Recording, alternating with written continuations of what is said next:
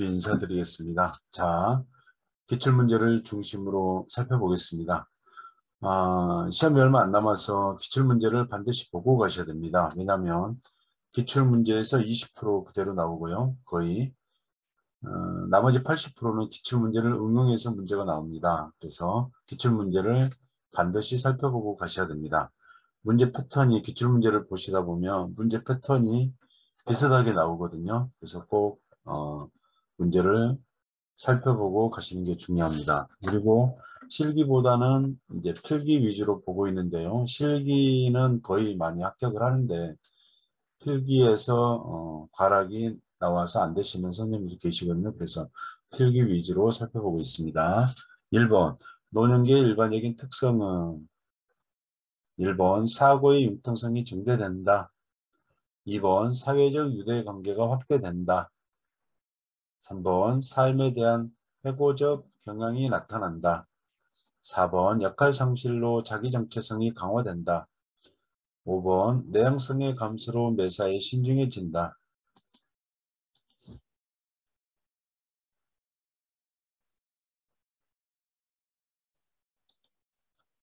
노년기의 일반적인 특성은 사고의 융통성이 감소되고요. 그 다음에 사회적 유대관계도 축소됩니다.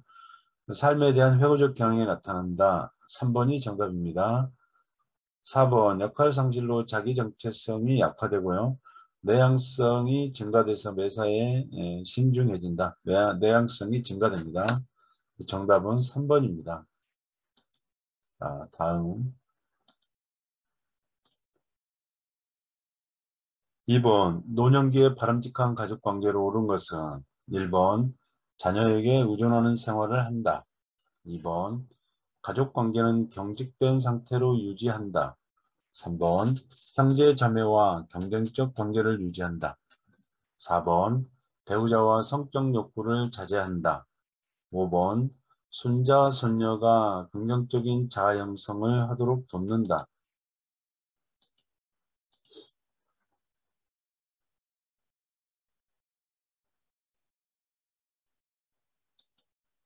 네, 노년기에 바람직한 가족관계로 오른 것은 5번 손자, 손녀가 긍정적인 자아 형성을 하도록 돕는다.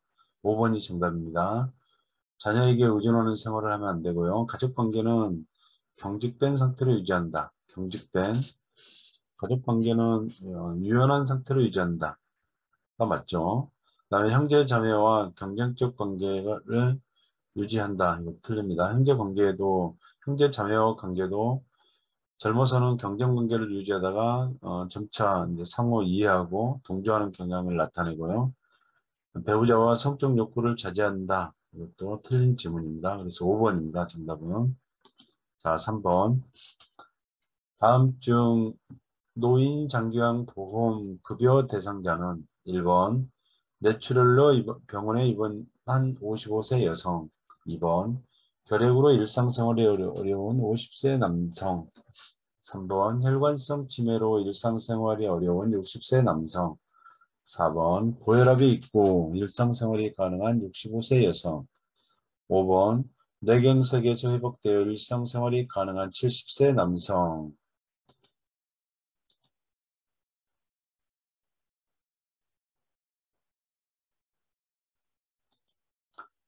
네, 뇌출혈로 병원에 입원 중이거나 결핵으로 일상생활 어려운 50세 남성 틀리고요. 65세가 안 되면 치매나 중풍이나 파킨슨이 있어야 됩니다. 그래서 3번 혈관성 치매로 일상생활이 어려운 60세 남성이 정답입니다. 3번. 자, 4번 노인 장기 요양 서비스 전달 체계에서 국민건강보험공단의 업무는 1번 장기요양 등급 판정, 2번 장기요양 서비스 제공, 3번 장기요양 서비스 비용 청구, 4번 장기요양 서비스 신청 및 계약, 5번 장기요양 서비스 사업자 설립 신고.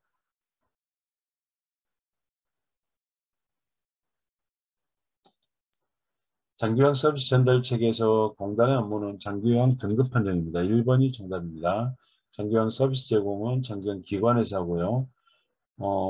서비스 비용 청구도 장기요양 기관에서 합니다. 장기요양 서비스 신청 및 계약은 이제 수급자가 장기요양 등급을 받으면 기관하고 계약을 하는 거고요. 장기간 서비스 사업자 설립 신고는 사업자를 설립 신고자 할 때 시군구청에 신고를 하는 것을 말합니다. 그 정답은 1번입니다. 5번. 다음에서 설명하는 장기간 급여는 다음 하루 종일 일정 시간 동안 대상자를 보호하면서 신체 활동을 지원하고 심신 기능 향상을 위한 교육 훈련 프로그램을 제공함. 1번 방문 요양, 2번 방문 목욕, 3번 방문 간호, 4번 지하간보, 5번 노인 요양시설.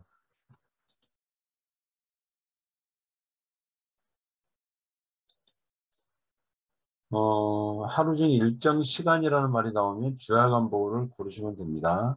하루 종일 일정 시간 동안 아침에 모시고 왔다가 저녁에 모셔다 드리면서 신체 활동을 지원하고 심신 기능 향상을 위한 교육 훈련 프로그램을 제공하는 곳은 주야간보가 해당이 됩니다. 자, 6번 노인 장기간 보험 표준 서비스 중 신체 활동 지원에 해당하는 내용은 1번 환경관리, 2번 이동도움, 3번 세탁물 관리, 4번 기본 동작훈련, 5번 일상생활 동작훈련.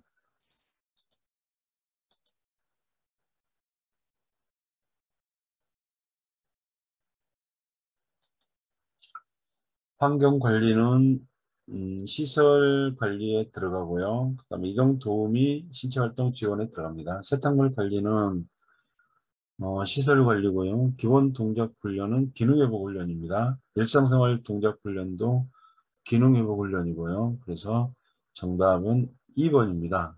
정답은 2번. 7번 요양보호사가 지켜야 될 서비스 제공 원칙은 1번 보호자에게 필요한 서비스를 제공한다. 2번 응급 상황 시 우선순위에 따라 의료 행위를 한다. 3번 대상자의 잔존 능력을 고려하여 서비스를 제공한다. 4번 상태 변화가 있어도 계획대로 서비스를 제공한다. 5번 대상자의 생활 방식을 요양보호사의 기준에 맞춘다.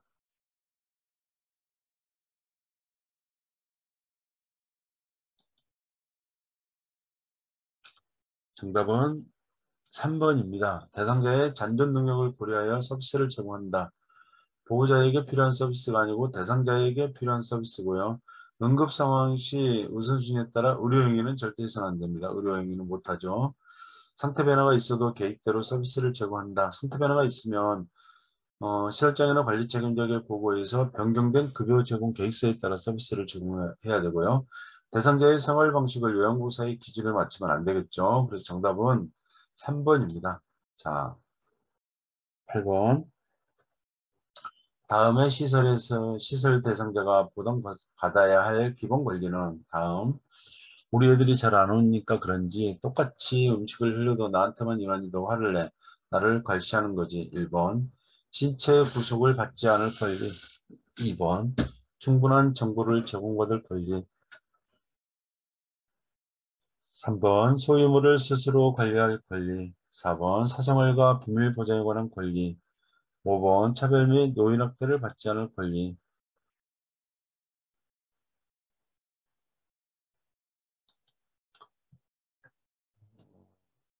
정답은 5번입니다. 차별 및 노인학대를 받지 않을 권리. 우리 애들이 잘 안 오니까 그런지 똑같이 음식을 줘도 나한테만 더 화를 내. 네, 나를 괄시하는 거지. 이거는 차별대우 금지 원칙, 평등의 원칙, 경제력에 따라 차별을 하면 안 되겠죠. 경제력, 종교, 고향, 혈연 이런 거에 따라서 다르게 대우하는 것을 차별이라고 하고요. 차이를 다양성을 인정하고 개별적인 특수성에 따라 서비스를 제공해야 되는데 어, 다르다는 이유로 다르게 대우하는 것은 차별입니다. 그래서 차별 및 노인학대를 받지 않을 권리. 정답은 5번입니다. 자, 다음 사례에 해당하는 학대의 유형은 대상자의 아들이 대상자가 받고 있는 국민기초생활보장급여를 몰래 인출해 가는 것을 요양보호사가 목격하였다. 1번 유기, 2번 자기방임, 3번 경제적 학대, 4번 정서적 학대, 5번 신체적 학대.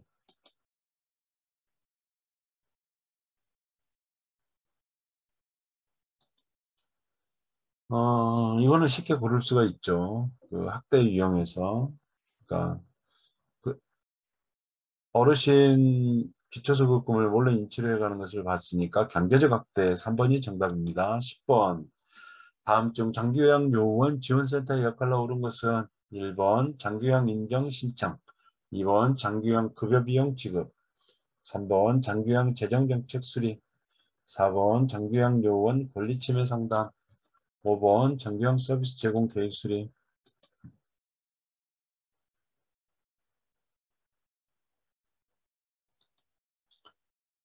장기요양 요원 지원센터는 장기요양 요원의 권리침해를 상담하는 법률적 기구입니다. 그래서 여러 번 시험에 나왔으니까 꼭 기억을 해두셔야 됩니다.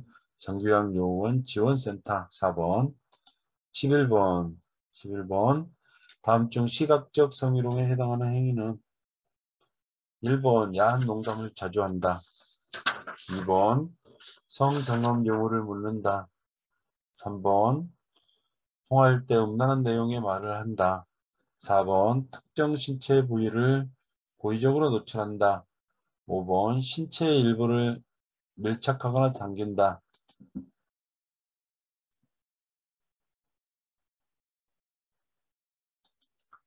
시각적 성희롱은 보여주는 거니까 정답은 4번입니다. 특정 신체 부위를 고의적으로 노출한다.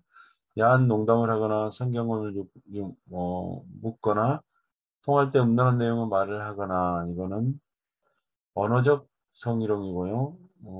신체 일부를 밀착하거나 잡아당기는 건 육체적 성희롱입니다. 그래서 정답은 4번입니다. 12번. 요양보호사가 자신을 법적으로 보호하면서 서비스를 제공하는 방법은 1번 대상자가 학대받는 상황에서 관여하지 않는다. 2번 서비스를 제공할 때는 정해진 원칙과 절차에 따른다. 3번 장기형 1등급 대상자는 서비스 대상에서 제외한다. 4번 서비스 방법이 확실치 않을 때는 경험에 따라 제공한다. 5번 서비스 제공 기록지에 대상자와 보호자에게 제공한 내용을 기록을 한다.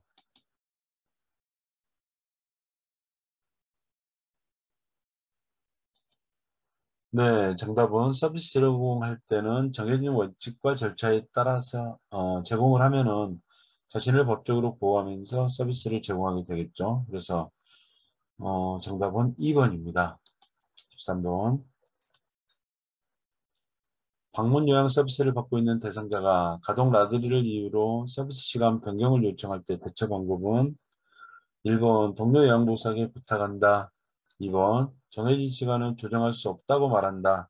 3번 관리 책임자에게 보고하고 시간을 조정한다. 4번 요양보호사가 원하는 시간대에 방문한다. 5번 부재 중에도 서비스 제공이 가능하다고 말한다.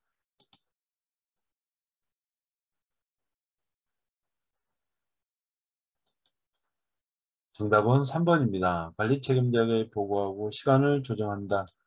14번 요양보호사가 지켜야 될 직업윤리 원칙으로 옳은 것은 1번 추가 서비스에 대해서는 물질적 보상을 요구한다. 2번 동료 요양보호사와 상의하여 대상자를 서로 교체한다. 3번 업무 수행을 위해 지속적으로 지식과 기술을 습득한다. 4번 장기요양 등급을 높게 받는 방법을 가족에게 알려준다. 5번 본인 부담금 면제를 요청받으면 관리 책임자와 상의하여 조정한다.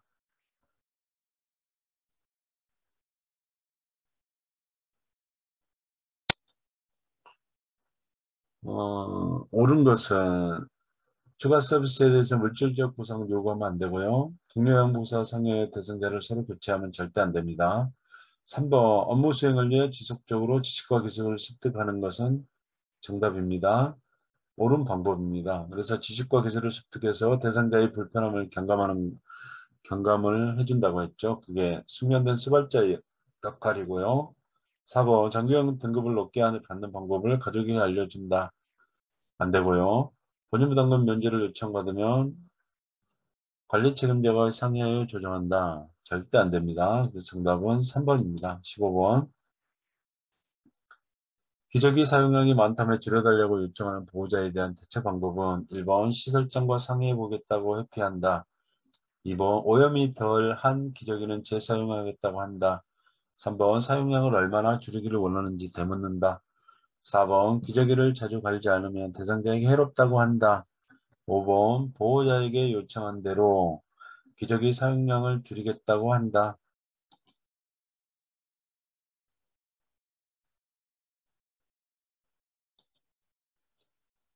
정답은 4번입니다. 기저귀를 자주 갈지 않으면 대상자에게 해롭다고 한다. 16번 대상자의 체위를 변경하다가 손목을 삐어 통증이 있을 때 초기 관리 방법은 1번 손목을 가볍게 털어준다. 2번 통증 부위를 심장보다 낮게 한다. 3번 손목 부위 압박 분대를 적용한다. 4번 손상 직후 손목 부위에 온찜질을 한다. 5번 손목 부위를 굽혔다 폈다 하는 운동을 한다.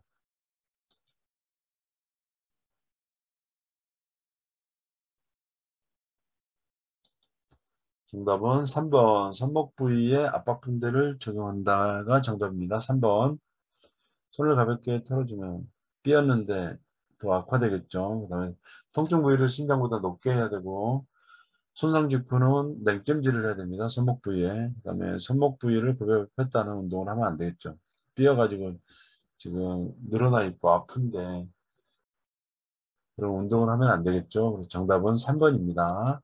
17번 다음에서 설명하는 감염성 질환은 1번 오염된 음식을 섭취하여 발생한 구토, 메스꺼움, 오한, 복통, 설사 증상이 있음 1번 옴, 2번 결핵, 3번 독감, 4번 머릿니, 5번 노로바이러스 장염.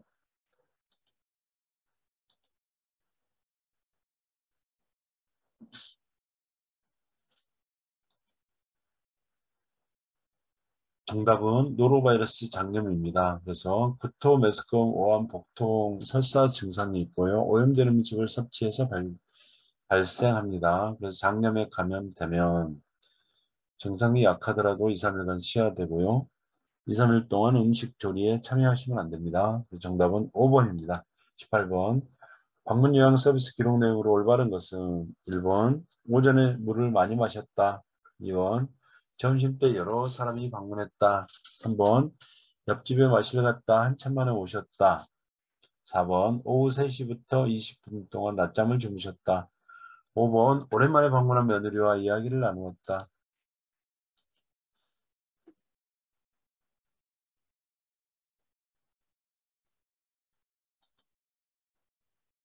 오전에 물을 많이 마셨다. 점심때 여러 사람이 방문했다. 마실 갔다가 한참 만에 오셨다. 이거는 주관적인 판단이고요. 그래서 4번은 오후 3시부터 20분 동안 낮잠을 주무셨다. 이렇게 올바른 표현입니다. 오랜만에 방문한 며느리의 이야기를 나눴다. 오랜만에가 언제만인지 모르잖아요. 그래서 정답은 4번입니다. 19번 요양보호사가 사용하는 기록지 종류와 기록 내용이 바르게 연결된 것은 1번 상태 기록지 상담 내용 및 결과 2번 사례회의록 대상자의 욕구 사정 3번 인수인계서 사고 내용과 대응 결과 4번 급여 제공 계획서 섭취, 배설, 목욕 등의 상태 5번 정기요양 급여 제공 기록지 서비스 제공 시간과 내용.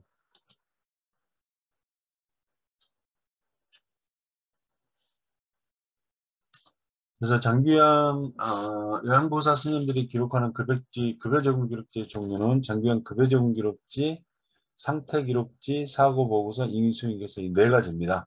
그 상태 기록지 그 상담 내용 및 결과는 상담일지에 해당됩니다. 상담일지. 그 다음에 사례 대상자의 욕구 사정은 욕구 사정지.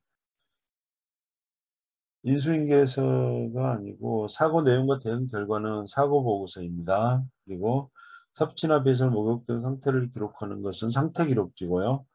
그래서 정답은 5번입니다. 장기요양 급여 제공 기록지는 서비스 시간, 제공 시간과 내용을 기록하는 가장 중요한 서류에 해당됩니다. 그래서 정답은 5번입니다. 우리 선생님들 경청해 주셔서 감사드리고요. 좋아요, 구독, 알림 설정 꼭 부탁드립니다. 경청해 주셔서 감사합니다.